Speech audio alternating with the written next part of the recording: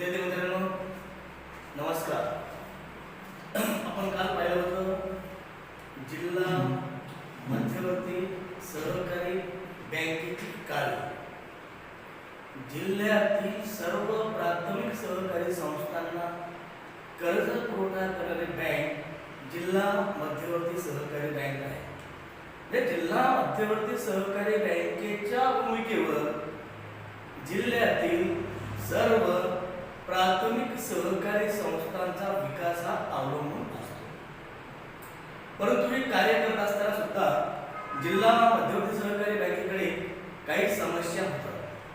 म्हणून आपण आज जिल्हा मध्यवर्ती सहकारी बँकेच्या समस्या हे आपण आज पाहणार आहोत. म्हणून सर्वात पहिली जी समस्या आहे की या बँकेकडे अपुरे भांडवल आहे. म्हणजे जिल्ह्यामध्ये ज्या प्राथमिक सहकारी संस्थांची संख्या वाढते त्या तुलनेमध्ये जिल्हा मध्यवर्ती सहकारी बँकेकडे तेवढं भांडवल गोळा होत नाही.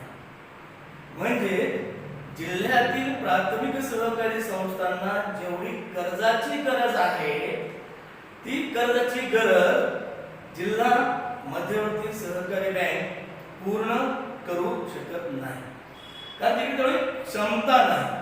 तिला राज्य सहकारी बँकेवर अवलंबून राहावं लागतं. दुसरी समस्या आहे सदोष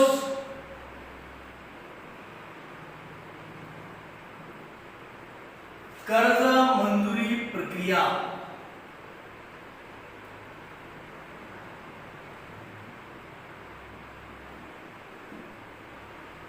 म्हणजे जिल्हा मध्यवर्ती सहकारी बँक जिल्ह्यातील प्राथमिक सहकारी संस्थांना कर्ज पुरवठा करत असताना त्यांची परतफेड करण्याची अर्थक्षमता आहे की नाही हे न तपासता त्यांना कर्ज पुरवठा करते. म्हणजे वेळेवर कर्जाची वसुली होत नाही. त्यामुळं जिल्हा मध्यवर्ती सहकारी बँकांची थकबाकी जी आहे ती वाढत जाते. म्हणजे या बँका आर्थिक डबघाईला येतात. म्हणून कर्ज मंजुरीची प्रक्रिया जी आहे ही सदोष आहे आणि कर्ज मागणीसाठी जे अर्ज आलेले असतात या अर्जाची छाननी नीट केली जात नाही आणि सरसकट सगळ्यांना कर्ज मंजूर केलं जातं. म्हणजे यामुळं जिल्हा मध्यवर्ती सहकारी बँकेची कर्ज समस्या जी आहे ती वाढत जाते. त्यामुळं थकबाकीचं प्रमाण हे अधिक होतंय.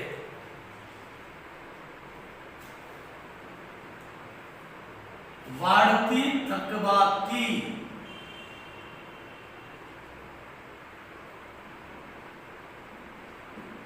आपण आता पाहिल्यासारखं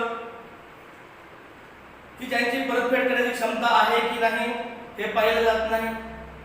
नको त्यांना कर्ज दिलं जातं. आणि विशेष करून सहकाराचं पहिलं तत्व आहे की सहकारी संस्था ह्या राजकारण आणि धर्मकारणापासून ह्या अलिप्त असल्या पाहिजे. परंतु कोणत्या ना कोणत्या प्रकारे प्रत्येक सहकारी संस्थेमध्ये राजकारण घुसलेलं आहे. म्हणून राजकीय दबावापोटी व्यक्तिगत स्वार्थापोटी नको त्या व्यक्तींना कर्ज द्यावं लागतं. नको त्या व्यक्तींना नको त्या संस्थांना कर्ज दिल्यामुळं थकबाकी ही वाढत जाते. आणि चौथी समस्या आहे अकार्यक्षम.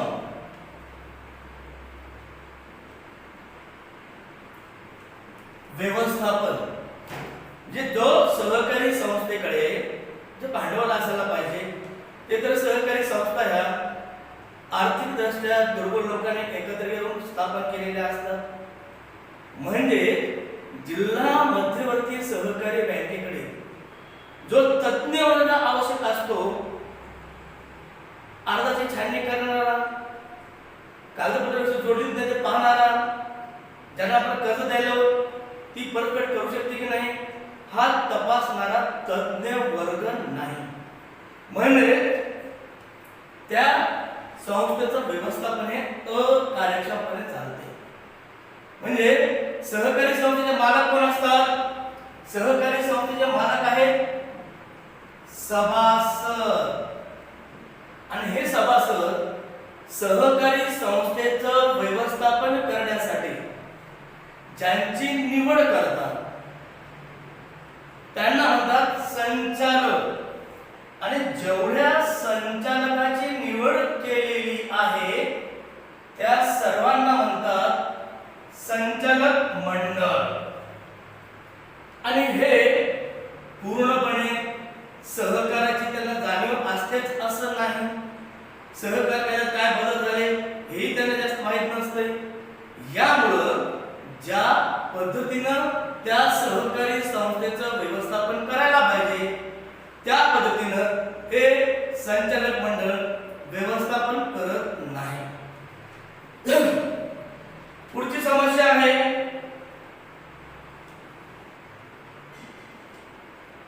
अपुऱ्या ठेवी.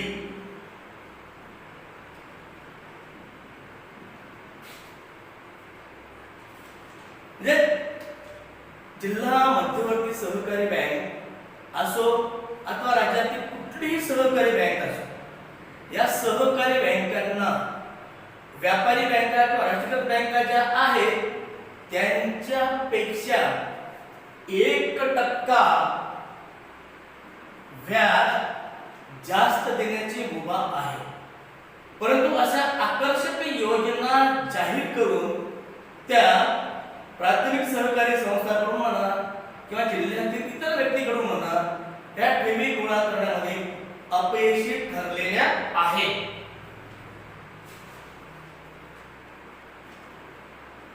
दुसरी समस्या आहे कर्जावरील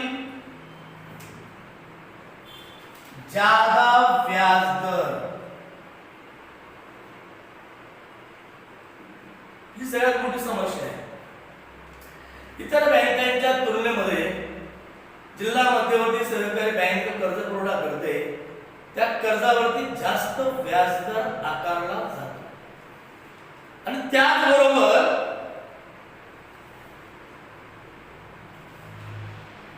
सहकारी पतसंस्था ज्या सभासदांना कर्ज पुरवठा करतात आणि सहकार कायद्यातील तरतुदीनुसार किमान 5% रक्कम ही ठेव म्हणून ठेवली जाते किंवा ठेव म्हणून घेतली जाते आणि त्याचबरोबर 5% रकमेचे भाग खरेदी करावे लागतात.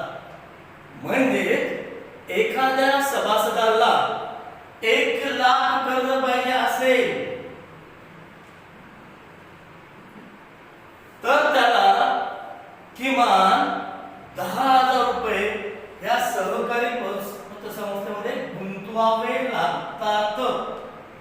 म्हणजे 5% रक्कम ठेव रूपानं आणि 5% रकमेचे भाग खरेदी करावे लागतात. म्हणजे 1 लाख कर्ज आपण घ्यायलो तर 10,000 रुपये त्या ठिकाणी चालले आणि सभासदाला किती मिळेल? 90,000 रुपये. यामुळे हा जो प्रकार आहे त्यामुळं जास्त लोक या बँकेकडून कर्ज घेण्याचं टाळतात.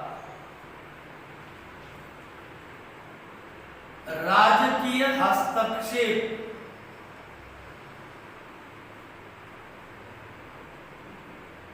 मी तुम्हाला बोलल्यासारखं या सहकारी संस्था राजकारण आणि धर्मकारणापासून अलिप्त असल्या पाहिजे. पण कुठल्या ना कुठल्या कारणानं कोणत्या ना कोणत्या प्रकारे ह्या सहकारी संस्था राजकीय पक्षाशी जोडलेल्या आहेत. म्हणून हे राजकीय पक्षवाले किंवा नेते त्या व्यवस्थापन मंडळावर किंवा कार्यालयातील कर्मचाऱ्यावर दबाव आणून नको त्या व्यक्तीला कर्ज द्यायला लावतात. मग नको त्या व्यक्तीला कर्ज दिल्यामुळं त्याची परतफेड करण्याची ऐपत आहे की नाही हे तपासत नसल्यामुळं कर्जाची वसुली होत नाही. त्यामुळे जिल्हा मध्यवर्ती सहकारी बँका ह्या आर्थिक अडचणीमध्ये सापडतात. राज्यातील बऱ्याच जिल्हा मध्यवर्ती सहकारी बँका आर्थिक डबघाईला आलेल्या होत्या. काही जिल्ह्याच्या बँका काही दिवस बंदही कराव्या लागल्या. शासनाच्या मदतीनंतर त्या बँका सुरू करण्यात आलेल्या आहेत. म्हणून हा राजकीय दबाव जो वाढतो त्यामुळेही थकबाकीही वाढत जाते. अपुरे देखरेख व नियंत्रण म्हणजे जिल्हा मध्यवर्ती सहकारी बँकेकडे अपुरे भांडवल असल्यामुळं, अपुरे म्हणजे कमी प्रमाणात भांडवल आहे, त्यामुळं तज्ञ म्हणजे हुशार कर्मचाऱ्याची नेमणूक जिल्हा मध्यवर्ती सहकारी बँक करू शकत नाही.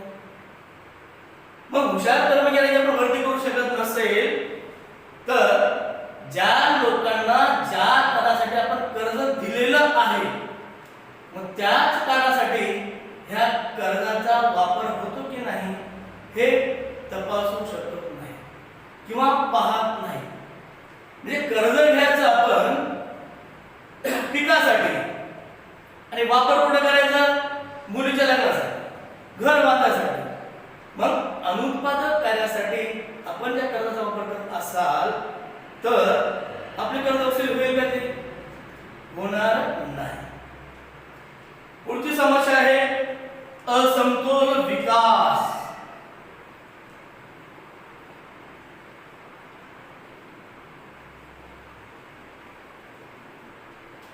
म्हणजे जिल्हा मध्यवर्ती सहकारी बँक कर्जाचा पुरवठा करत असताना नको त्या पतसंस्थांना जास्तीचं कर्ज पुरवठा करते आणि ज्या पतसंस्थांना कर्जाची आवश्यकता आहे त्यांना कमी कर्ज पुरवठा करते. त्यामुळं कर्जाची वसुली होत नाही. आणि जर समजा ह्या ज्या समस्या आहेत, ह्या दोष ज्या आहेत, ह्या जर आपण कमी केल्या तर जिल्हा मध्यवर्ती सहकारी बँकेचा विकास होऊ शकतो. अजून एक समस्या आहे सदोष